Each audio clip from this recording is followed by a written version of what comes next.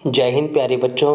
आइए आज हम इस वीडियो की सहायता से अभ्यास सागर की पुस्तक का पाठ नंबर 2 नाटक में नाटक का कार्य करते हैं। इस पाठ में जो मुख्य बिंदु है वो है अनुस्वार एवं अनुनासिक।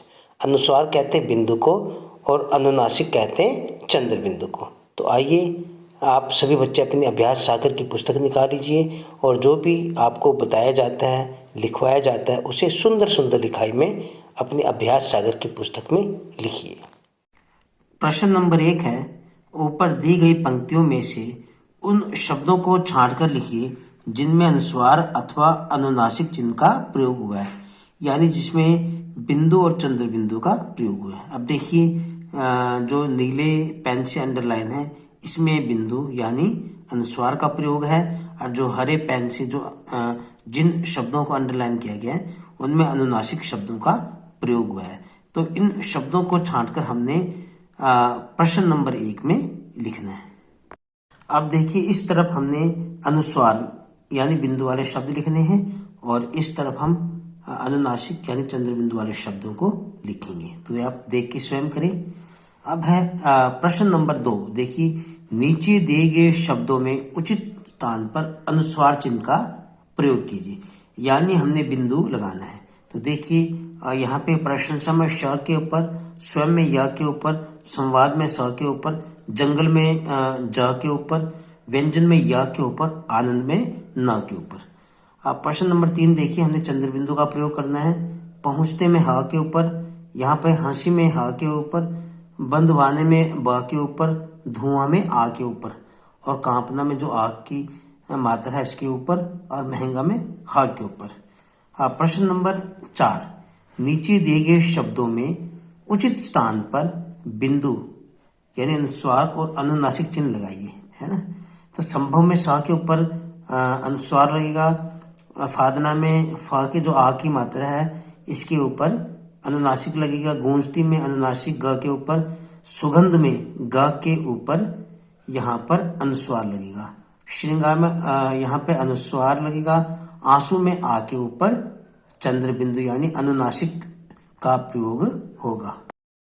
प्रश्न नंबर 5 है, नीचे दिए गए रिक्त स्थानों की पूर्ति कीजिए।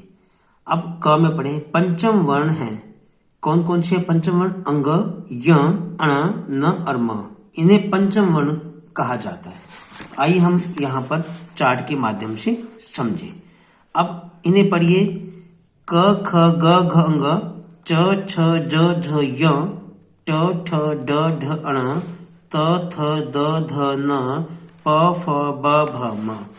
अब देखिए ये जो है ये, ठीक है, ये अपने अपने वर्णों के 5वें नंबर पे है। ये वाला वर्ण क वाली लाइन में 5वें नंबर पे है, ये वाला वर्ण य च वाली लाइन में 5वें नंबर पे है, और अण ट वाली लाइन का 5वें नंबर पे है, और न त वाली लाइन के 5वें नंबर पे है, और म प वाली लाइन के 5वें नंबर पे है।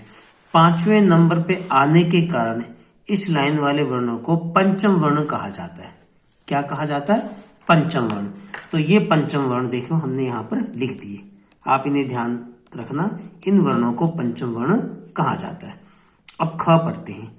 यदि किसी पंचम वर्ण के बाद उसी के वर्ग का कोई अन्य वर्ण आए तो उस वर्ण के स्थान पर अनुस्वार चिन्ह का प्रयोग किया जाता है, यानी बिंदु का प्रयोग। आइए इस बात को भी हम चार्ट के माध्यम से समझें। ये जो 5वें नंबर वाले वर्ण है पंचम वर्ण, अगर इसके बाद इसी लाइन का कोई भी वर्ण आ जाए तो इस पंचम वर्ण की जगह पर बिंदु यानी अनुस्वार का प्रयोग किया जाएगा। अब जैसे मान लो यह है, यहाँ के बाद अगर यह वाली लाइन का कोई भी वर्ण आ जाए तो इसकी जगह बिंदु का प्रयोग किया जाएगा। अब जैसे ये न है, न ये 5वां वर्ण है, पंचम वर्ण, अगर इसके बाद इस वाली लाइन का कोई भी वर्ण आ जाए तो न की जगह बिंदु का प्रयोग किया जाएगा। आइए हम इसका एक शब्द देखते हैं। अब देखिए बसंत, ब स आधा न। तो अब ये देखिए पंचम वर्ण है ना। अब पंचम वर्ण के बाद कौन सा शब्द है, कौन सा वर्ण है? त। अब देखिए न के बाद त है, ये न है। क्या न के बाद जो त है वो इसी लाइन का है? इसी लाइन का है ना, इसी लाइन का है। तो इस न की जगह बिंदु का प्रयोग होगा, और किसका? कहाँ पे होगा? इससे पहले वाले वर्ण के ऊपर। अब देखिए फिर दोबारा बंदर आ गया। पंचम वर्ण क्या है? न। पंचम वर्ण यहाँ पे क्या है? देखिए न, है ना। और ये जो पंचम वर्ण के बाद वाला जो वर्ण है, क्या इसी लाइन का है? हाँ जी, इसी लाइन का है। तो इस पंचम वर्ण की जगह बिंदु का प्रयोग किया जाएगा। हाँ जी, अब देखिए ग पढ़ते हैं। यदि एक ही पंचम वर्ण एक साथ दो बार आए, यानी एक जैसे पंचम जो वर्ण है एक साथ दो बार आए, तो पंचम वर्ण के स्थान पर अनुस्वार चिन्ह यानी बिंदु का प्रयोग नहीं किया जाएगा। वहां पर हम पंचम वर्ण का ही प्रयोग करेंगे। हाँ जी बच्चों, अभी आपको ये बताया था, अगर एक साथ यानी ग में बताया था कि अगर एक साथ दो पंचम वर्ण आ जाए तो पंचम वर्ण की जगह बिंदु का प्रयोग नहीं किया जाएगा, बल्कि पंचम वर्ण का ही प्रयोग किया जाएगा। अब उदाहरण के रूप में देखिए, यहाँ पर भी ये भी पंचम वर्ण है ना, और ये भी पंचम वर्ण, दो पंचम वर्ण आ गए, है ना। तो अब हम क्या करते थे, पंचम वर्ण की जगह पहले हमने बिंदु का प्रयोग बताया ना, कि अगर पंचम वर्ण के बाद उसी लाइन का कोई वर्ण आ जाए तो बिंदु का प्रयोग होगा। लेकिन जब दो पंचम वर्ण एक साथ आते हैं तो हम इन्हीं पंचम वर्ण का प्रयोग करते हैं, ना कि बिंदु का। ये गलत होगा, ठीक है, बिंदु का यहाँ पर प्रयोग नहीं होगा।